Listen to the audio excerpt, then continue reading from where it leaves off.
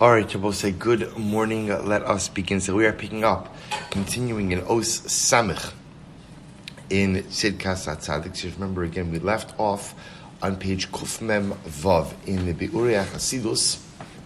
We left off in the right-hand paragraph, right at the end of that first paragraph by the brackets. So Rabbi Tzaddik introduced us to this incredible concept that although there is a mitzvah of tochacha, there is a mitzvah of rebuke, hochiach tochiach es hamisecha, that a person ultimately, again, should go ahead and give. And remember, we spoke about yesterday, the word rebuke has such a negative connotation and sounds so harsh and caustic. But whereas, remember again, the biblical mitzvah of tochacha, of rebuke, is one that is motivated out of love. That I love my friend so much that I cannot stand idly by and watch while they commit something wrong. Because I recognize that through their commission of some type of misdeed, at the end of the day, they're going to be put at a disadvantage. But what Rabbi Tzaddik really introduced us to is this concept that before one rebukes another, and before one goes ahead and mochiach another, one must make sure that one is free of that very same sin. So remember again, Rabbi Tzaddik is speaking about this on a biblical level, I should say on a spiritual level, because halacha l'maisa in the event, I forgot to bring out copies, the Mirashim for tomorrow. Because remember, Tzaddik says, if I am not free from this very sin, then ultimately, again, based in Shamal, the heavenly court opens up the file on me and says, wonderful, you're rebuking someone else. So excellent, if you're rebuking someone else, that must mean that you are free of this very same sin. So Beis Din will go ahead and open up my files. Now, Rabbi Tzaddik understands this for the following reason. Just in the dynamic, but we're going to point out another dynamic as well. Rabbi Tzaddik's idea is that when you rebuke another person, you cause them pain. You cause them pain. And we spoke about, again, no matter what the source of that rebuke is, whether it's accidental rebuke, intentional rebuke, the idea is when I mochiach someone, I rebuke someone, I cause them pain. So it's interesting, almost like Rabbi Tzaddik is saying, is that if you're going to cause someone pain, make sure you have the license to do so, even if your intentions are good. And the license to do so is if you are free from that very same sin. But if you are in the same boat as the person you are rebuking, then you have no right to cause that person any level of tsar. See, right, so over here in the brackets, v'zeh ki gam habusha v'hatzar v'agmas nefesh sheyesh la'adam ba'avur avono kisha'anashim mochich nosu alav. That when a person is rebuked for the averos that he has committed, there is an element of embarrassment. There is an element of pain and agmas nefesh, and just almost like inner turmoil. Sheyesh la'adam ba'avur avono, that a person has regarding his sin when others rebuke him about it. Harigam tsar zeh nechshav hu liyisurin shel onesh v'kapara ala avono zeh. So I will say the tsar and the agmas nefesh, the pain that I experience through tochacha, through being rebuked about my behavior.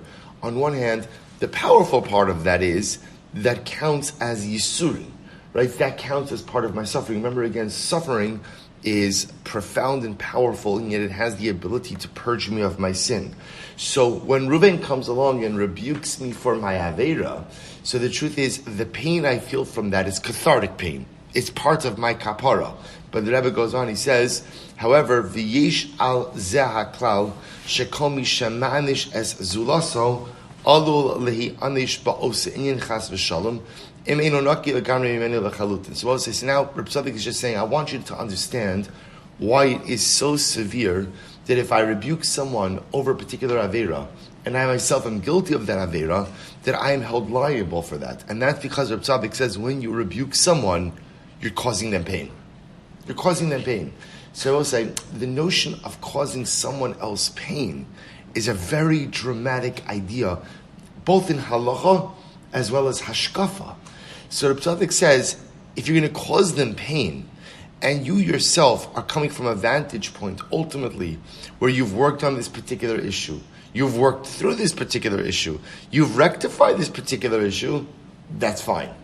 But to cause someone else pain, when you yourself are afflicted with the same spiritual malady, when you yourself are struggling with the same thing, that you don't have the right to do. V'lachin, yesh la'adam hamochiach es zulaso, lehizar ulahakpid, sheyeh hu ba'atzmo noki legamrei bazeh inyan shamochiach es zulaso. Therefore, says Rabbi Tzaddik, before you're going to rebuke someone else, make sure that you are free from that very same iniquity, from that very same chait. So also I want to point out, Moshe pointed out, one second, there's Rabbi Tzaddik saying that I can never give rebuke. So also remember again, Rabbi Tzaddik is not saying that, right? Because remember, there is still a biblical mitzvah of hochiach tochiach es hamisecha. There is a mitzvah on the books that if you see someone doing something wrong, you are supposed to be mochiach them, you're supposed to rebuke them. Is there a better English word than rebuke? Is there a better word?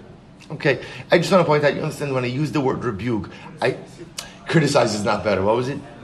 Admonish. I don't know. All of these words have that same. I just want to point out that the biblical mitzvah of mochiach is not yelling at someone. That's all I just want to point out. Right? It's speaking in a very soft voice, and it's speaking in a very loving way, but it's saying things that may be difficult to hear. So, I want to be clear. Rabbi Tzaddik is not negating the biblical precept of tochacha. He's not saying there's no mitzvah of rebuking. He's just saying there's a prerequisite. I'm sorry? First you do yourself. Right? So that's all Rabbi Tzaddik is saying is, of course there's a mitzvah of rebuke. And of course there are times in life when you have to go ahead and point something out to someone. But Rabbi Tzaddik says the prerequisite for that is, are you in the spot? Are you in the zone? Are you in the place? Are you in the level of personal preparedness to deliver this to someone else? And all Rabbi Tzaddik is saying is, I must make sure that I am in the proper spiritual space to deliver this message of rebuke to another. That's the entire essence of this. Am I in the space to be able to go ahead and do this? If the answer is yes, then not only can I do it, but I may even have a mitzvah to do it. But if not, Rabbi Tzaddik says, in academic, work on yourself first before you go ahead and rebuke someone else. It was a very profound yisod. Now, like Moshe mentioned, do I think that the way this turns out is therefore, 7 out of 10 times you don't end up rebuking someone else? Probably. Because at the end of the day, and I'll say something interesting, what's often, the Baal Shem Tov HaKadosh explains that often the faults and shortcomings in others that we often see first are the ones that exist within ourselves, right? The Baal Shem Tov actually has this concept that the world is your mirror. We often see ourselves in the world. So it's fascinating, if we're honest with ourselves, that when I pick up on something on someone else, it's amazing how if I'm honest with myself, those are my own deficiencies. So Rabbi Tzaddik is alerting us to this idea that sometimes, when I'm ready to be mochiach, when I'm ready to rebuke someone else, because I see such a glaring deficiency, Rabbi Tzaddik just says, hold up. Because is what you're seeing in the other really what's broken inside of you? And many times the answer to that is yes. Again, all the time? Not necessarily. But there's another piece to Rabbi Tzaddik as well, why this piece is very important. They will say, what's the point of the mitzvah of hochacha? What's the point of the mitzvah of rebuke? What's the point? To better the other person, right? You will say, remember again, the goal of this mitzvah is not to yell at someone, right? Not to make it, ooh, that felt good, right? Nothing makes a person feel good like a good dose of rebuke first thing in the morning, right? I mean, not getting it, I mean, giving it, right? That's not the point. The point over here is because I love my fellow Jew. I see someone doing something. It's the same way, by the way. You ever have a situation where, chas v'shalom, your child runs across the street and without looking, and no one ever says, shefala, mamala, tatala, maybe don't do that again. Maybe new age parenting is like that, right? Maybe don't do that again. Maybe don't do that again. The reflexive reaction is you yell your kishkas out at your kid, right?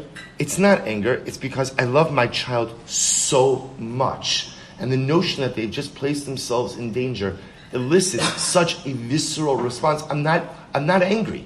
I'm in love, right? I love my child so much that it's going to evoke this reaction. So Rabbi Tzaddik says the mitzvah of tochacha is not motivated out of anger and animosity. It's motivated out of love. So my goal is, I see my fellow Jew doing something wrong. It hurts me that they're doing it.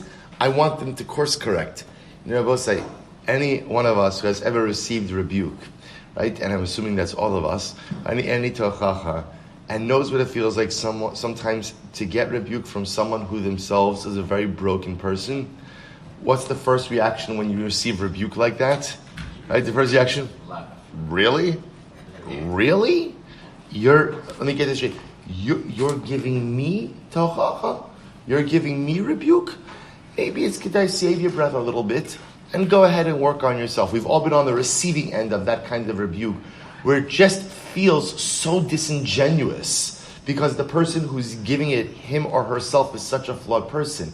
But this is the other piece. Rabbi Tzaddik says the mitzvah of tochacha is not simply to let off steam. It's not simply to yell at someone to make yourself feel better. It's because I care about the other person. I see what you're doing is wrong, and I want you to be better. So Rabbi Tzaddik says the goal is to have your words heard. The goal is to have your words heeded. So when does that work? If I'm myself in a situation where I'm on the right spiritual level. If I'm holding in the place where, again, the person who's on the receiving end says, you know what, that guy, okay, I hear it. It stings a little bit, because it always stings. But I hear it. I hear where it's coming from. I understand the person. I know that this is someone who works on himself. So it's really two things I will say. It's number one, this idea about Rabbi Tzaddik, that namely, if I go ahead and I give tochacha regarding something that I myself am imperfect in, I've caused someone tsar through my tochacha. The Beis Din Shamal says, 1 second, you're causing someone tsar in an area that you yourself are deficient? That's not so pashat. That's aleph. And beis, if my goal is that the tochacha be heard, the best way to allow your tochacha to be heard is to go ahead and to make yourself into the kind of person who, when others receive tochacha from me, they'll say, okay, that person may not be perfect, but at the end of the day, that is an individual who clearly works on himself, and I understand that what he is saying out of concern and love from me. Masha'inkein, if I am a profoundly broken person, and I then give tochacha, 9 out of 10 times no one's ever going to listen, because at the end of the day, the source of that tochacha is severely compromised. Well, so we'll stop over here for today. We'll pick up, we'll spend one more day, Meretz Hashem, on Seif tomorrow, to be continued.